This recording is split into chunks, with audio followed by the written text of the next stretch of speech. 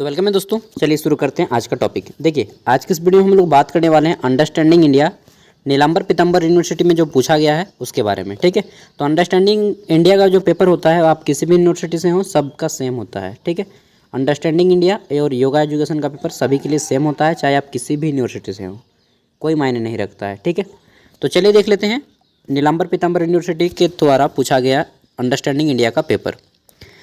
हम लोगों ने 1 से 50 तक के क्वेश्चन आंसर कर लिए थे और पूरा का पूरा अब हम लोग नेक्स्ट वीडियो में 51 से शुरू करेंगे और जाएगा आपका 100 तक।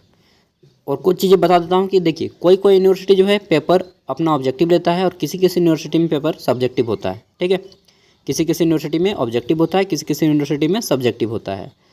ठीक है, ध्यान रखिएगा। अब देखिए, आपका यूनिवर्सिटी क्या है वो आपके सिलेबस पे डिपेंड करता है। मैंने प्रत्येक यूनिवर्सिटी का सिलेबस बता दिया है। अगर आपने वीडियो नहीं देखा है तो वीडियो देख लीजिएगा, सब कुछ पता चल जाएगा। ठीक है, चलिए शुरू करते हैं। देखिए, क्वेश्चन है एक तरफ इंग्लिश में एक तरफ हिंदी से। इंग्लिश में है कि how many Vedas are there, और हिंदी में है कि वेदों की संख्या कितनी है। तो मेरे प्यारे दोस्तों, वेदों की संख्या कितनी है यार? 4 है, हम सभी जानते हैं। ऋग्वेद, सामवेद, यजुर्वेद, अथर्ववेद, यार शुरू से पढ़ते आ रहे हैं, बचपन से पढ़ते आ रहे हैं। क्वेश्चन है कि सबसे पुराना वेद कौन सा है? तो सबसे पुराना वेद है Rigveda, option A. 53 number question है कि गायत्री मंत्र का उल्लेख किस वेद में हुआ है? तो गायत्री मंत्र का उल्लेख दोस्तों ऋग्वेद में हुआ है। ठीक है, गायत्री मंत्र ओम भूर्भुवस्सुवः तत्सवितुर्वरेण्यं भर्गो देवस्य धीमहि, यार आप लोग गा लीजिएगा। ठीक है, तो ऋग्वेद में हुआ है। अगला है सत्यमेव जयते, कहाँ से लिया गया है? तो सत्यमेव जयते दोस्तों एक उपनिषद है, उसका नाम है मुंडक। ठीक है, तो मुंडक उपनिषद से लिया गया है। शॉर्ट में मतलब मिला के बोलते हैं मुंडकोपनिषद। ठीक है, मुंडक उपनिषद से। 55 नंबर क्वेश्चन है कि भारतीय संगीत का जनक किस वेद को कहा जाता है? तो दोस्तों भारतीय संगीत का जनक जो है सामवेद को कहा जाता है। भारतीय संगीत का जनक, ऑप्शन बी। ठीक है, सामवेद भारतीय संगीत का जनक है। अगला है अष्टाध्यायी के लेखक कौन है? तो अष्टाध्यायी के लेखक कौन है? राइट आंसर हो जाएगा आपका पाणिनि। ठीक है, पाणिनि जो है अष्टाध्यायी के लेखक हैं। यार एक मिनट, पाणिनि तो वो दूसरा, हाँ पाणिनि इसका राइट आंसर हो जाएगा, पाणिनि। ठीक है, पाणिनि अष्टाध्यायी के लेखक हैं, जो कि संस्कृत का एक ग्रंथ है। आगे देखते हैं, क्वेश्चन है कि आर्यों के मध्य एशिया से भारत आगमन के सिद्धांत का प्रतिपादन किस विद्वान ने किया? तो जिस विद्वान ने किया था, नाम सुने होंगे कि आर्य लोग मध्य एशिया में था। बोला कि अरे यार चलो मैं भारत का रास्ता दिखाता हूँ, मेरे साथ आओ, मैक्स मुलर। ठीक है, मैक्स मुलर वह आदमी था जो कि आर्यों को मध्य एशिया से भारत आने का रास्ता बतलाया था। ठीक है, अगला है रामायण के रचयिता कौन है? तो दोस्तों रामायण हम सभी जानते हैं महर्षि वाल्मीकि, ऑप्शन 20 का राइट आंसर हो जाएगा 58 का। 59 नंबर में है कि वैदिक काल का सबसे प्रतापी देवता, प्रतापी मतलब समझते हैं पावरफुल। ठीक है, इंग्लिश में क्या बोला गया है कि who was the most majestic, majestic बोला है यहाँ पे, majestic deity of the Rigvedic period. तो राइट आंसर क्या हो जाएगा इसका? राइट आंसर हो जाएगा ऋग्वैदिक काल का सबसे प्रतापी देवता कौन था? यार इंद्र भगवान अपना वज्र निकाल देता है बात बात पे। ऐसा वज्र देखे हैं ना, इंद्र भगवान का वज्र ये इस तरह से होता है, बात बात पे वज्र निकाल देंगे। ठीक है, और तड़ तड़ तड़ तड़ बिजली तड़तड़ाने लगेंगे, पूरा पानी बरसाने रहेंगे। इंद्र भगवान की वे सारी शक्तियाँ हैं। आगे देखते हैं, 60 नंबर क्वेश्चन है कि आक्रमण पर प्रथम विदेशी आक्रमण कौन था? भारत पर प्रथम विदेशी आक्रमण कौन था? तो दोस्तों भारत का प्रथम विदेशी आक्रमणकारी कौन था? वह था आपका, कहाँ से था? ईरान से था। ठीक है, राइट आंसर क्या हो जाएगा? ईरानी। आगे देख लेते हैं नेक्स्ट क्वेश्चन। तो हमारा क्वेश्चन नंबर 61 है, इसमें पूछा गया है कि सिकंदर ने अरबेला के युद्ध में निम्नलिखित में से किस ईरानी शासक को पराजित किया था? तो राइट आंसर हो जाएगा दारा तृतीय को पराजित किया था। किसको? दारा तृतीय को पराजित किया था, ऑप्शन सी। 62 नंबर क्वेश्चन देखिए, इसमें पूछा गया है कि निम्नलिखित में से कौन सा अभिलेख भारत पर ईरानी आक्रमण की जानकारी का स्रोत है? ठीक है, तो भारत पर ईरानी आक्रमण का जानकारी का स्रोत कौन सा है? नक्शे का स्तंभ, पर्सिलेन, अभिलेख, बहिष्णु, इनमें सभी। दोस्तों इसका राइट आंसर मेरे पास नहीं है यार, लेकिन जहाँ तक मेरा अनुमान है इनमें से सभी होगा। ठीक है, आगे देख लेते हैं 63 नंबर क्वेश्चन। 63 नंबर में पूछा गया है कि इनमें से कौन सिकंदर के साथ भारत नहीं आया था? ठीक है, तो इनमें से कौन था जो सिकंदर के साथ भारत नहीं आया था? यानी कि सब आया था, बस एगो आदमी के छोड़ के बाद बाकी तीनों आया था। तो कौन था वह आदमी? वह आदमी था डाईमेकस। यह सिकंदर के साथ भारत नहीं आया था। ठीक है, सिकंदर कौन था मालूम है ना? जब चंद्रगुप्त मौर्य के शासन में आया था, उसी को सिकंदर बोलते हैं। अगला है सिकंदर, क्या है कि सिकंदर के आक्रमण के समय उत्तर भारत पर निम्न में से किस वंश का शासन था? तो दोस्तों उस समय नंद वंश का शासन था। और नंद वंश के राजा कौन थे? धनानंद। धनानंद जब चाणक्य को बहिष्कार कर दिया कि भागो यार यहाँ से, मैं संभाल लूँगा अपना जो भी है। ठीक है, मतलब घमंडी था थोड़ा धनानंद, थोड़ा क्या बहुत ज़्यादा घमंडी था। तब चाणक्य ने लिया कि मैं प्रण लेता हूँ धनानंद, मैं तेरे नंद वंश का समूल नाश कर दूंगा, तब तक मैं अपनी शिखा नहीं खोलूंगा, और अपनी चूटी बांध लेता है। ठीक है, आगे देखते हैं 65 नंबर क्वेश्चन है कि भारत पर यूनानी आक्रमण निम्न में से किसके नेतृत्व में हुआ? तो दोस्तों भारत में जो यूनानी आक्रमण हुआ था किसके नेतृत्व में हुआ था? राइट आंसर हो जाएगा सिकंदर के नेतृत्व में। ठीक है, आगे देखते हैं क्वेश्चन है कि सिकंदर और पोरस के बीच झेलम नदी के तट पर निम्नलिखित में से कौन सा युद्ध लड़ा गया था? तो उनके बीच जो युद्ध लड़ा गया था उस युद्ध का नाम है हाई डे स्पीच का युद्ध। ठीक है, हाई डे स्पीच का युद्ध, ऑप्शन बी। 67 नंबर क्वेश्चन इसमें पूछा गया है कि सिकंदर ने भारत पर कब आक्रमण किया? तो दोस्तों सिकंदर ने भारत पर आक्रमण कब किया था? राइट आंसर हो जाएगा 263 ईस्वी पूर्व में। ठीक है, 223 ईस्वी पूर्व में, 223 ईस्वी पूर्व में, ऑप्शन सी। आगे देख लेते हैं नेक्स्ट क्वेश्चन। क्वेश्चन है कि निम्न में से किसने भारत में सर्वप्रथम सोने के सिक्के जारी किए थे? तो सबसे पहले सोने के सिक्के किसने जारी किए थे? किस वंश के शासकों ने? तो यह श्रेय जाता है कुषाण वंश के शासकों ने। और कुषाण वंश का सबसे प्रतापी यानी कि सबसे मैजेस्टिक जो शासन था उसका नाम था कनिष्क। ठीक है, क्या नाम था? कनिष्क। अगला है चरक किसके दरबार के सदस्य थे? तो दोस्तों चरक जो है महर्षि चरक, और किसके दरबार के सदस्य थे? कनिष्क के दरबार के सदस्य थे। ठीक है, चरक संहिता उन्होंने लिखा है महर्षि चरक ने। अगला क्वेश्चन है कि कुषाण वंश का संस्थापक कौन था? कुषाण वंश का संस्थापक कौन था? तो दोस्तों कुषाण वंश का संस्थापक था कुडुलकड फिसस। ठीक है, 71 नंबर क्वेश्चन है कि चतुर्थ बौद्ध संगति किसके शासनकाल में संपन्न हुई? तो चौथी जो बौद्ध संगति हुई थी वह कहाँ पे हुई थी? कश्मीर में हुई थी। और किसके शासनकाल में हुई थी? तो दोस्तों यह जो है कनिष्क के शासनकाल में हुई थी। कनिष्क के शासनकाल में प्रथम बौद्ध संगति राजगृह में हुई थी, दूसरी बौद्ध संगति वैशाली में हुई थी, तीसरी पाटलिपुत्र में, चौथा आपका कश्मीर में। इसको भी याद कर लीजिएगा। ठीक है, अगला है अश्वघोष के समकालीन थे। तो अश्वघोष किस राजा के समकालीन थे? राइट आंसर हो जाएगा कनिष्क के समकालीन थे, कनिष्क। ठीक है, आगे देखते हैं कुषाण वंश का सबसे प्रतापी राजा कौन था? तो अभी मैंने बताया है कनिष्क जो है कुषाण वंश का सबसे महान सम्राट था। इंग्लिश में क्या दिया है जी कि हु वाज द फेमस दिया है यहाँ पे। ठीक है, famous king of Kushan dynasty. आगे देखते हैं 74 नंबर क्वेश्चन। इसमें पूछा गया है कि कुषाण काल में भारतीय और ग्रीक कला के मिश्रण से विकसित कला को किस नाम से जाना जाता है? ठीक है, तो राइट आंसर क्या हो जाएगा 74 का?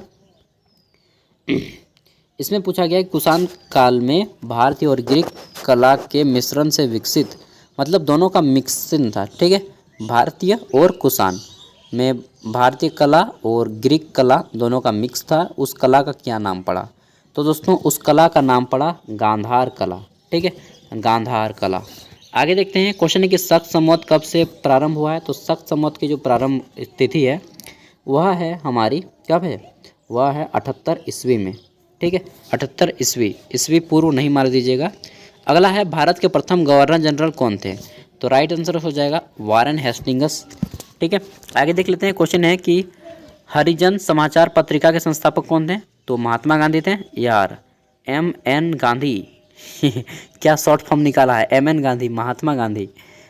पूरा नाम क्या था? मोहनदास करमचंद गांधी। अगला है खिलाफत आंदोलन के आयोजक किया था, किसने किया था? तो अली बंधुओं ने किया था, अली ब्रदर्स ने किया था। ठीक है, दो गो अली बंधु था, लियाकत अली और शौकत अली, दोनों भाई। तुर्की का खलीफा के जब अपमान हुआ तब इन दोनों भाइयों ने खिलाफत आंदोलन शुरू किया अंग्रेजों के विरुद्ध। ठीक है, अगला क्वेश्चन है कि किस वायसराय के काल में साइमन कमीशन की नियुक्ति हुई?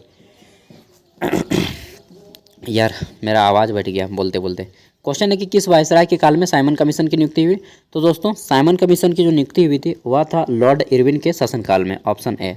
80 नंबर क्वेश्चन है कि भारत के इतिहास में लॉर्ड विलियम बेंटिंक को किस कार्य को करने का श्रेय दिया जाता है।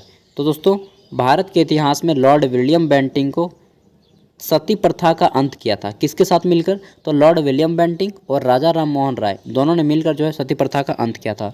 सती प्रथा में क्या होता था कि जब किसी महिला का हस्बैंड डेथ कर जाता था, ठीक है, किसी भी महिला का जो पति था डेथ कर जाता था, तो उसके पति को जो है उसके साथ ही जला दिया जाता था जिंदा।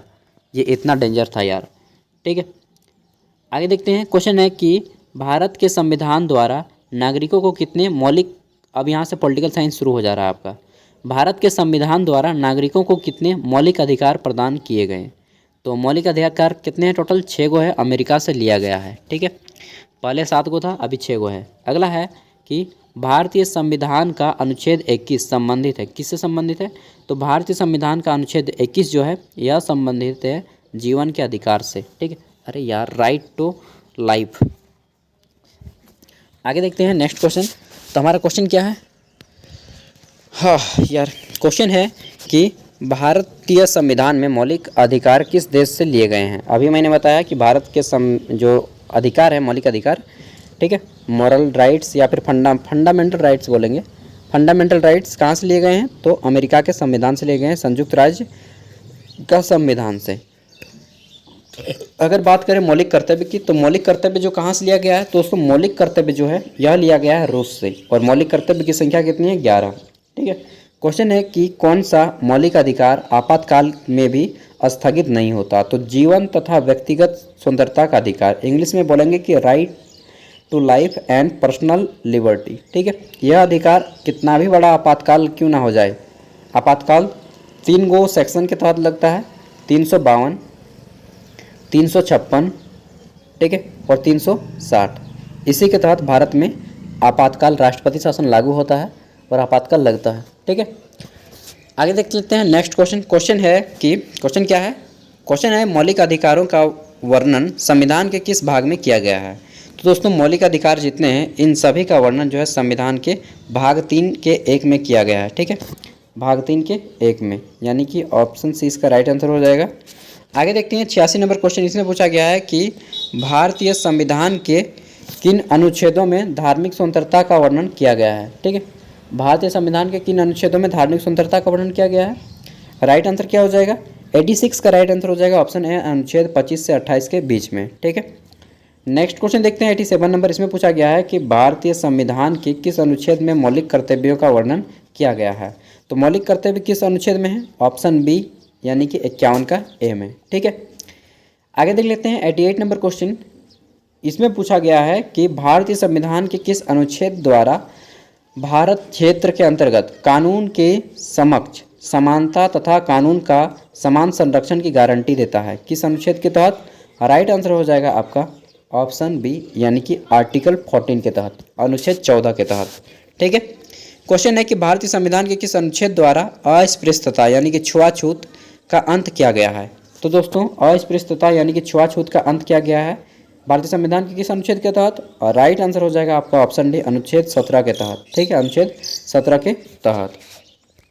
नेक्स्ट क्वेश्चन देख लेते हैं। क्वेश्चन है कि निम्नलिखित में से किस संवैधानिक संशोधन अधिनियम द्वारा भारतीय संविधान में मौलिक कर्तव्यों को शामिल किया गया है? ठीक है, तो देखिए राइट आंसर क्या हो जाएगा? राइट आंसर हो जाएगा 42वें संविधान संशोधन, 42वें संविधान संशोधन अधिनियम के तहत। ठीक है, 91 नंबर क्वेश्चन है कि संविधान के किस संशोधन द्वारा प्रस्तावना में धर्मनिरपेक्ष शब्द जोड़ा गया? ठीक है, तो प्रस्तावना में धर्मनिरपेक्ष शब्द जोड़ा गया, राइट आंसर हो जाएगा 42वें संशोधन के तहत। ठीक है, आगे देखते हैं 92 नंबर क्वेश्चन। इसमें पूछा गया है कि भारत में समान नागरिक संहिता का उद्देश्य शामिल है। ठीक है, किसमें शामिल है? तो राइट आंसर हो जाएगा आपका ऑप्शन ए, मौलिक अधिकार में। ठीक है, मौलिक अधिकार में समान नागरिक संहिता का बोला गया है, सिविल कोड के बारे में।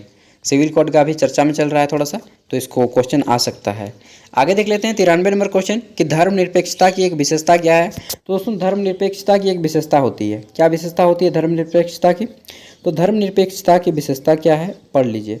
कोई धर्म जो है आधिकारिक नहीं होता है। ठीक है, नो ऑफिशियल रिलीजन, भारत में कोई भी धर्म को ऑफिशियल नहीं माना गया है, इसलिए जब भी धर्म होता है, कोई भी धर्म हो, जो उस टाइम पे जो है छुट्टी दे दिया जाता है, चाहे आपका हिंदू का धर्म हो चाहे मुस्लिम का धर्म हो, क्योंकि भारत एक धर्मनिरपेक्ष देश है। ठीक है, अगला क्वेश्चन देखते हैं। क्वेश्चन है कि प्रस्तावना में किसे हम लोग कहा गया है? तो हम भारत के लोग बोला गया है, किसको? भारतीय नागरिक को, द सिटीजन ऑफ इंडिया या फिर द इंडियन सिटीजन। ठीक है, अगला क्वेश्चन है कि भारत में प्रतिवर्ष किस तारीख को पंचायती राज दिवस मनाया जाता है? तो दोस्तों पंचायती राज दिवस मनाया जाता है किस तारीख को? राइट आंसर हो जाएगा 24 अप्रैल को।